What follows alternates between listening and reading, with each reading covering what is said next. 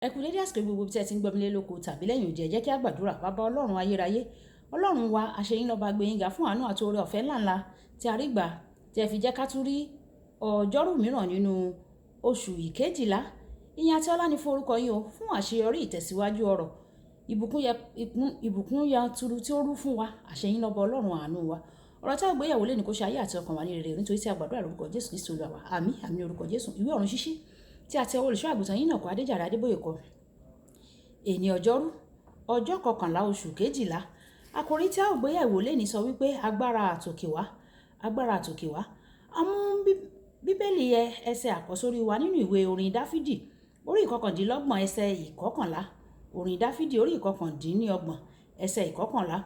Olúwa yóò fi agbára fún àwọn ènìyàn rẹ̀, Olúwa yóò fi àlàáfíà bù sí i fún àwọn ènìyàn rẹ̀.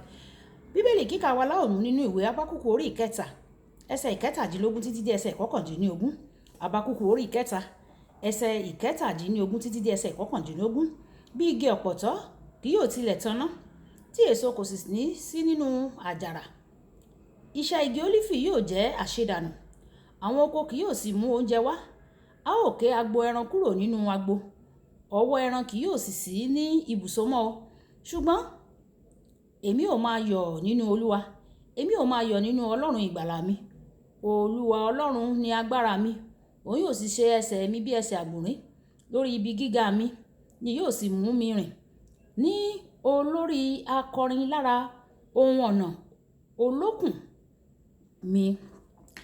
Wàyí ẹ tẹ́tí bẹ̀rẹ̀ jẹ́ láti gbọ́ ohun tí olùṣọ́ àgùntàn yín náà kọ Adéjàre Adébóyè tí ó ní fún wa lẹ́nìí ní ọjọ́rú. O kò lè sọ bí ènìyàn ṣe lágbára tó látàrí ìrísí rẹ̀ o. Fún àpẹẹrẹ, níní iṣan tàbí títóbi kò ṣàfihàn bí ènìyàn kan ṣe ní agbára tó. Tí ó bá jẹ́ pé ìrísí nìkan ló ń ṣàfihàn agbára ni, Dáfídì kò ní lè ṣẹ́gun Gòláyátì o.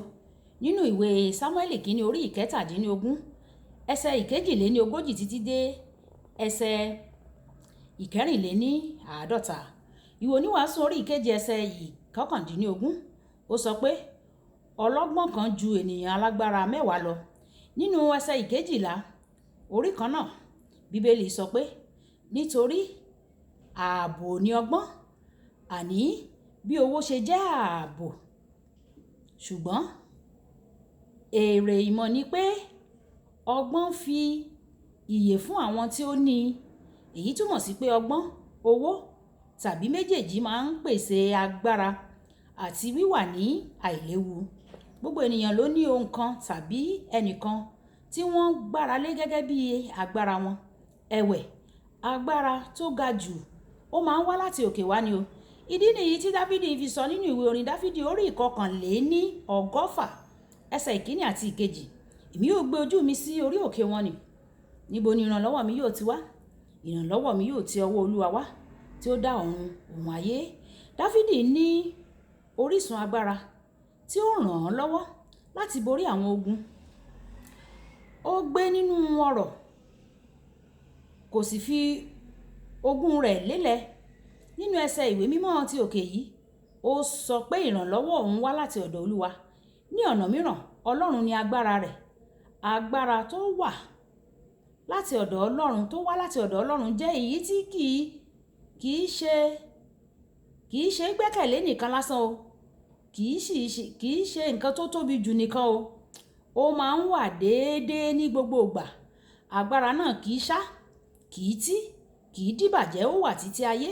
Ìwé Hébérù orí 13 ẹsẹ̀ 2 ó sọ pé Jésù Kristi ọ̀kan ni lánàá àti lénìí àti títí láéláé. Tí Olúwa bá jẹ́ alágbára rẹ, agbára rẹ yóò máa ṣe déédéé kódà ní ọjọ́ ogbó rẹ pàápàá. Ìwé Dítarórómì orí 17 ẹsẹ̀ 7, orí 17 ẹsẹ̀ 7 ó sọ pé ní ẹni 100 ọdún. Mósè sì ní agbára gidigidi, ojú rẹ̀ kò sì wò bàìbàì, bẹ́ẹ̀ ni agbára rẹ̀ kò dínkù rárá o. Agbára tó máa ń wá láti ọ̀dọ̀ Ọlọ́run máa ń pọ̀. Ìwé Fílípì orí 4 ẹsẹ̀ 13 sọ pé èmi lè ṣe ohun gbogbo nínú Kristi ẹni tó ń fi agbára fún mi. Ohun gbogbo nínú ẹsẹ̀ yìí tọ́ka sí iṣẹ́ ìyanu ṣíṣe àti gbígbé ọwọ́ lé àwọn aláìsàn fún ìmúláradá wọn. Ìwé Máàkù orí ìkẹrìndínlógún ẹsẹ̀ ìkẹtàdínlógún títí dé ẹsẹ̀ ìkejìdínlógún. Àmì wọ̀nyí ni yóò máa bá àwọn tí ó gbàgbọ́ lọ. Ní orúkọ mi ni wọ́n ò máa lé àwọn ẹ̀mí èṣù jáde. Wọ́n ò máa fi èdè tuntun sọ̀rọ̀. Wọ́n ò máa gbé ejò ní ọwọ́ wọn. Bí wọ́n bá mu ohun olóró tí ó ní oró, kò ní pa wọ́n lára o. Wọn yóò gbé ọwọ́ wọn lé àwọn olókùnrùn ara wọn yóò sì dá. Olùfẹ́, má ṣe jẹ́ kí agbára rẹ kí ó ti ọ̀dọ̀ ẹnìkan wá o. Agbára tí ó ti ọ̀dọ̀ ènìyàn wá má ṣe jẹ́ kó tẹ́ ọ lọ́rùn o, nítorí irú agbára bẹ́ẹ̀ ó ní gbèdéke o. Gbẹ́kẹ̀lé gẹ́gẹ́ bí Dáfídì, gbójú sókè sí Ọlọ́run fún agbára láti lè borí gbogbo ìpèníjà ayé àti láti ṣe ohun tí kò ṣeé ṣe.